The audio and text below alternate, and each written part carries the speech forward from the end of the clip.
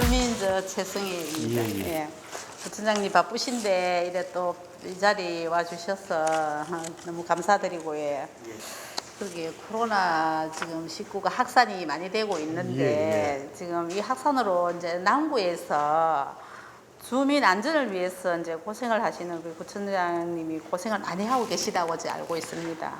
그 어떤 일을 하고 계시는지 조금 소개를 좀 해주시면 감사하겠습니다. 옛날에 우리 어르신들이 마누라와 자식 자랑하면 팔부출이라잖아요. 참 좀 많이 부끄러운 일입니다만 저는 이렇게 생각합니다. 이렇게 어렵고 힘든 즉 난세잖아요. 예전엔 난세는 영웅을 원했지만 저는 기본에 충실한 남구가 되었으면 좋겠다라는 생각을 합니다. 개개인의 특별한 영웅을 만들고 히어로를 만드는 것은 부진적인 방법 같고 이 어려운 시국에 기본에 충실하면 그 어려움이 배가 줄는다고 생각하는 사람입니다. 그래서 작년 정월에 코로나가 창궐했을 때 제가 참 고민한 게 그전에는 사스와 메르스의 선행학습을 겪었잖아요. 그리고 또 더 역순으로 더 들어가면 노무현 정권 때 그런 아픔을 겪었기에 질병관리본부란 특수단체를 만들어 외청을 만들었고 그 덕에 이번에 코로나 사스가 오니까 나름대로 선제적 대응도 잘 된 거든. 그게 바로 기본에 충실한 시스템이었다고 저는 생각합니다. 그 덕에 작년 정월에 들었었을 때 다들 주민들이 마스크 한 장 구할 수 없었을 때 정부를 원망했잖아요. 마스크 한 장 사려고 약국에 줄 서도 헛당치 헛사였고 그때 우리 직원 800년 직원들과 기본에 충실하자. 그 대신 역발상도 하자는 취지에서 마스크 100만 장을 수입해가 우리 주민들 개개인에게 책장씩 다 나눠드렸고요. 그 지금이야 마스크가 흔하지만 그때는 한 장이 아쉬웠잖아요. 아무튼 그런 사례들을 쭉 겪으면서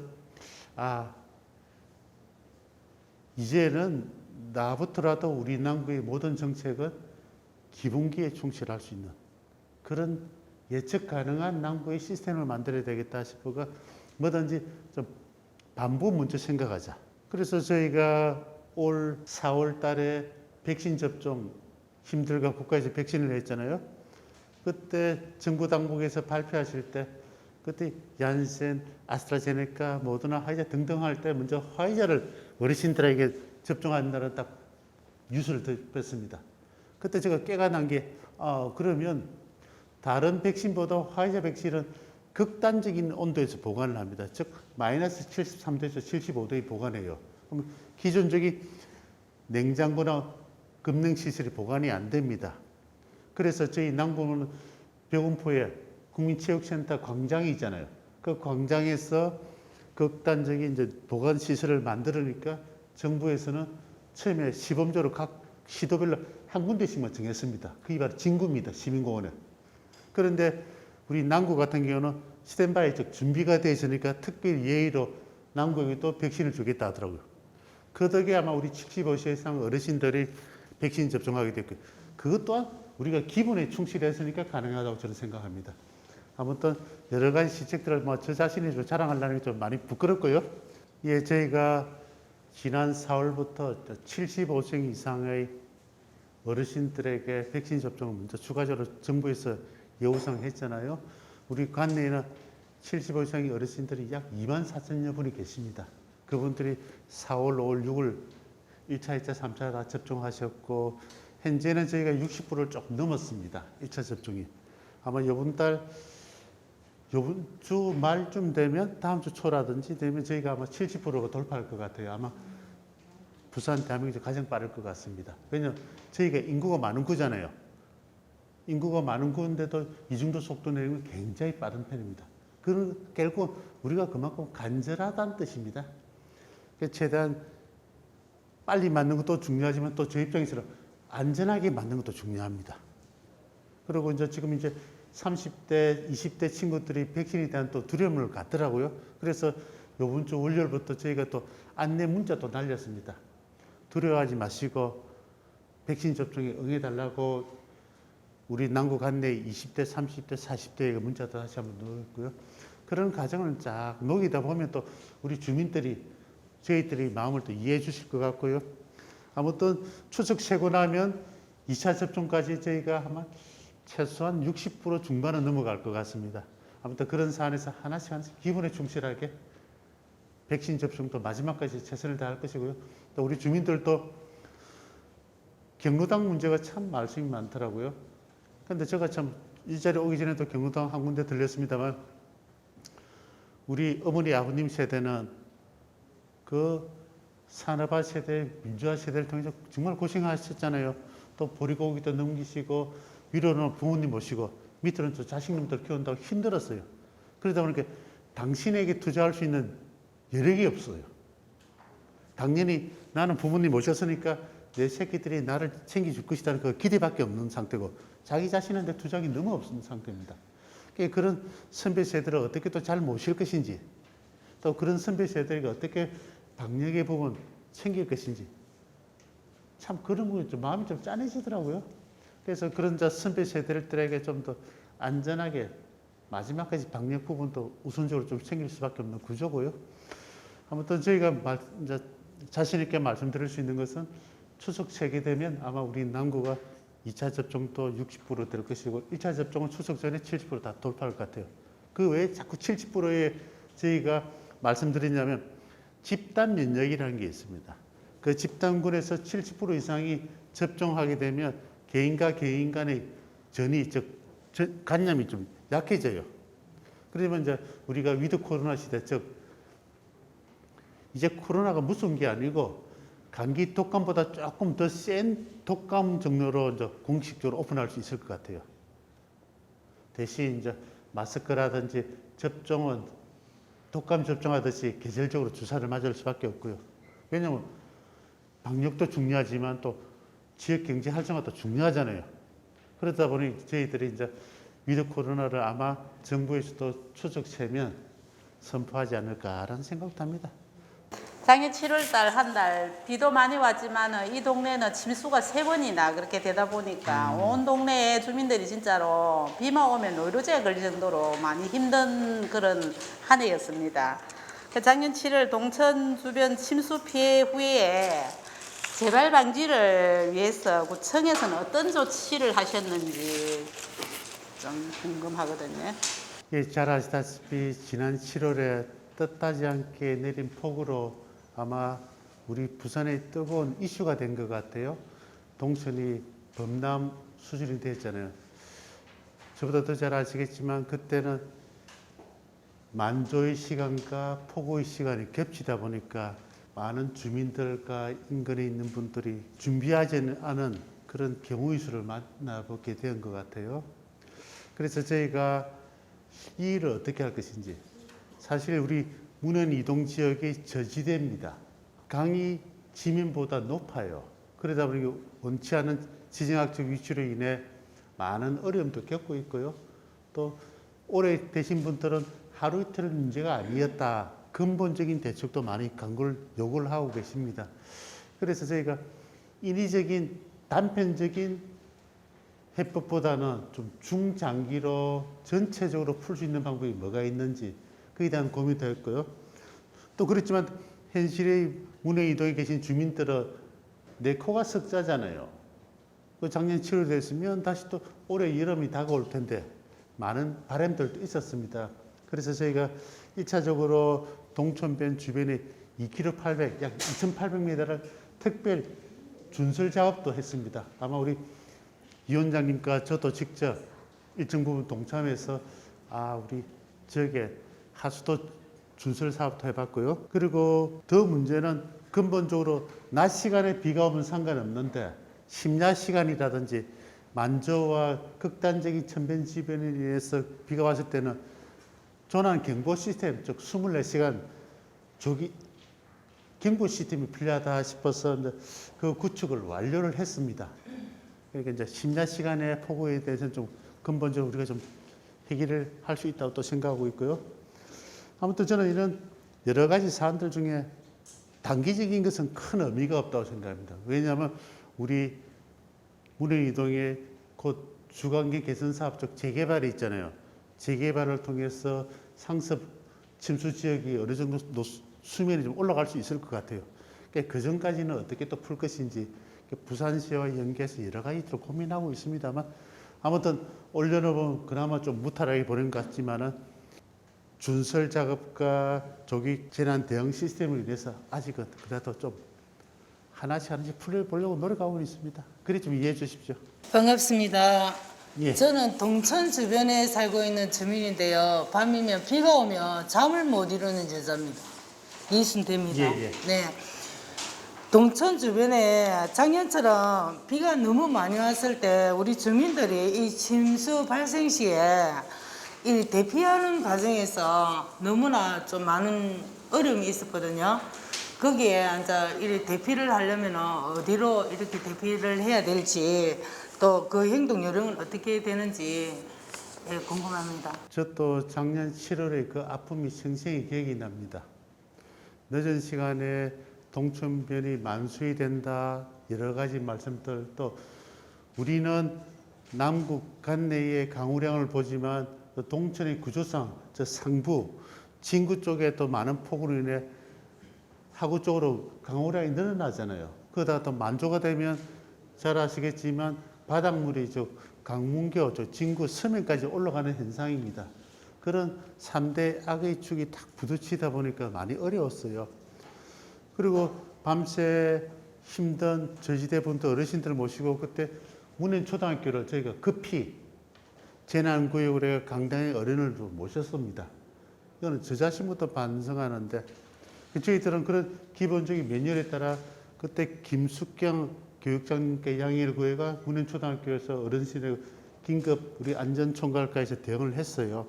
그 텐트도 치고 모셨는데 1시간 후에 다시 이제 행자부에서 지침이 내려오기를 근처 모텔로 모시라. 그때 제가 좀 충격받았습니다. 우리 재난재해 사건이 하루 이틀도 아니고 자주 일어났으면 최소한 그에 대한 매뉴얼은 있어야 된다. 이겁니다. 그럼 일정 강우량 이상 됐을 때는 어르신들이 70년, 80년 산업화 시대 때는 학교 강당이나 나름의 경로회관에 모실 수 있지만 이제는 주변 인프라가 많이 바뀌어 있잖아요.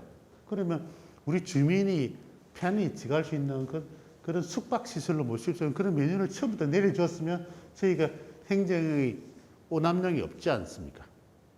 그때 저희가 나름대로 그 비 오는 날 문현초등학교에 그 많은 텐트와 침구와 준비한다 정말 우리 직원도 고생했어요.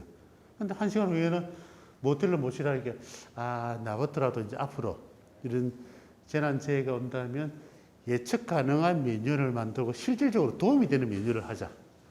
남한테 보고하는 메뉴이 아닌 내 삶에 실질적으로 연계될 수 있는 것. 그래서 이제 올해부터는 저희가 아까 말씀드린 대로 조기 경보 시스템이 되다 보니까 이제 심야시가는 부분 어느 정도 커버되는 것 같아요. 그렇지만 또 우리 비상 대기를 통해 이제 우리 통장님과 여러분들은 잘 모르시겠지만 저번 달에도 제가 3번이나 비상이 걸렸습니다. 호우주의보에서 경보로 떨어지면 저희 또 3분의 1이 현장에 출동을 합니다.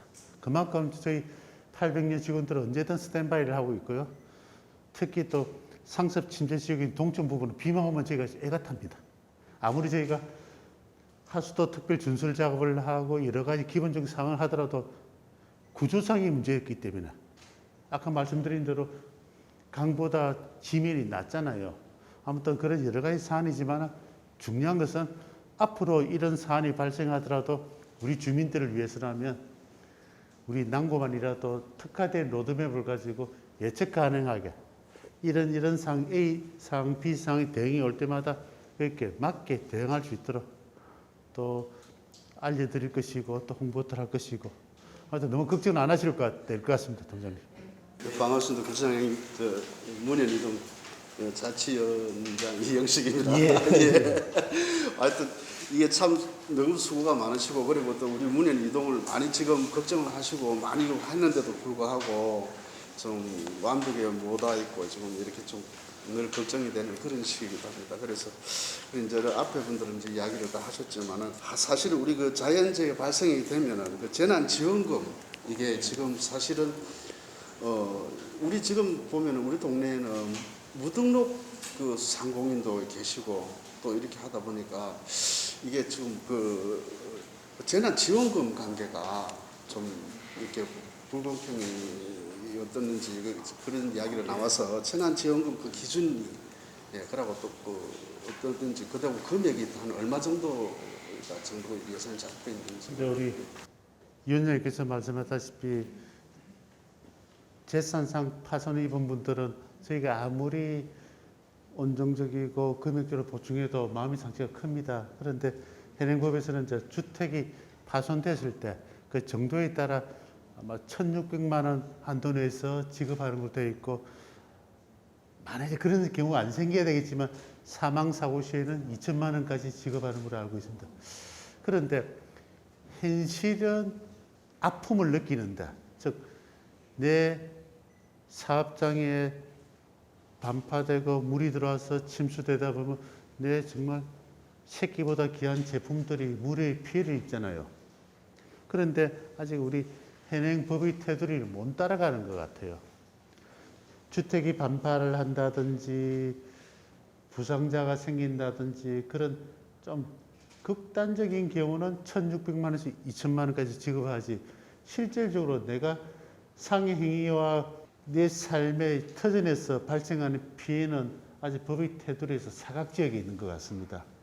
그래서 저희가 이런 부분을 어떻게 하는 게 좋을 것인지, 또 한번 만약에 내 공장이 반지하다, 지하다 싶으면 물 나면 거기 다 잠겨버리잖아요. 그럼 거기 있는 생필품은 당연하고 그 완성품 제품들도 피해 복구를 받을 수 있는 명분이 없더라고요.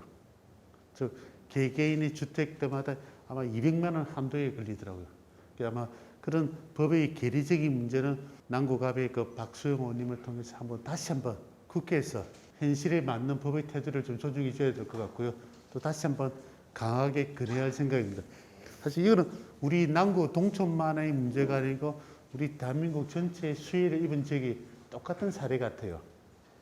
솔직히 우리 노란 잠바 입은 우리야 법대로 알고 있습니다 하지만 또 피해를 입은 분들은 마음이 서리고 아프잖아요. 그럼 그분들을 모두 다 쓰다듬고 안을 수는 없더라도 최대한 피부에 와닿는 정책은 보상을 해줘야 된다는 게 그게 바로 국가의 존재 이유잖아요. 아무튼 위원장님 말씀하신 대로 이런 법의 미흡한 부분은 다시 한번 이 계기로 관련 당국과 국회의원께 강하게 건의하도록 하겠습니다.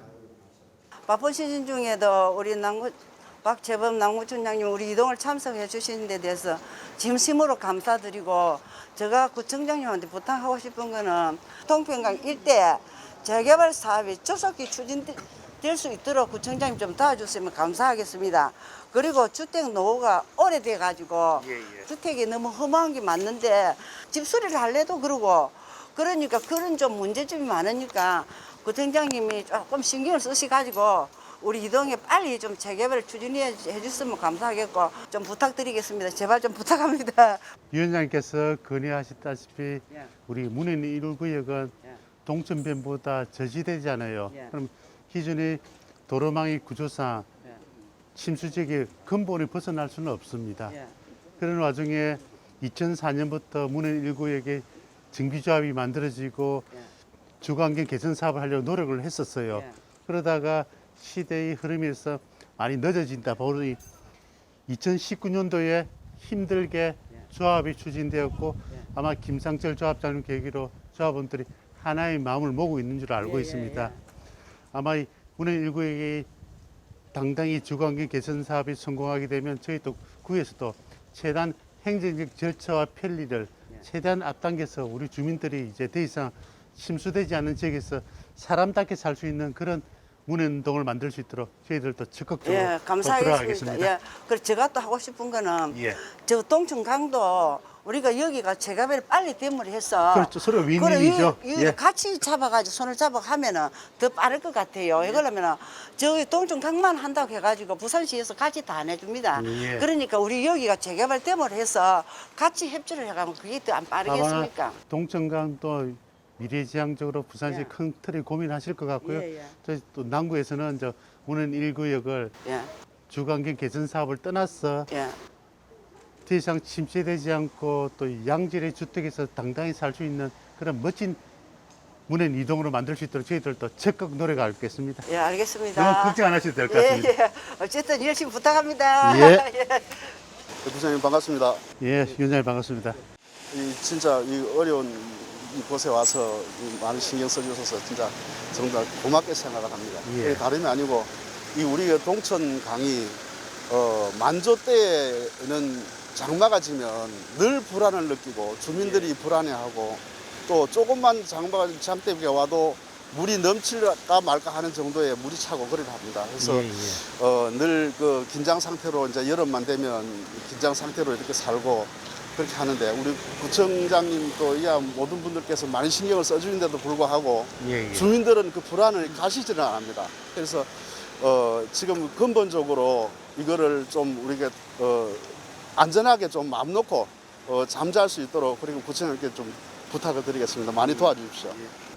위원님도 잘 아시다시피 지난해 7월에 큰 폭우로 인해 우리 동천변 주변에 많은 분들이 아픔을 느꼈잖아요. 그러니까 그때도 만조시와 겹치다 보니까 본의 아니게 동천이 범람하게 되고 또 평상시에도 이 해수면이 바닥인 곳이라 만조되면 저 서면 강문교까지 바닷물이 역류하는 현실입니다. 그리고 우리 문현 2구역은 상대적으로 동천변보다 낮다 보면 저지대입니다.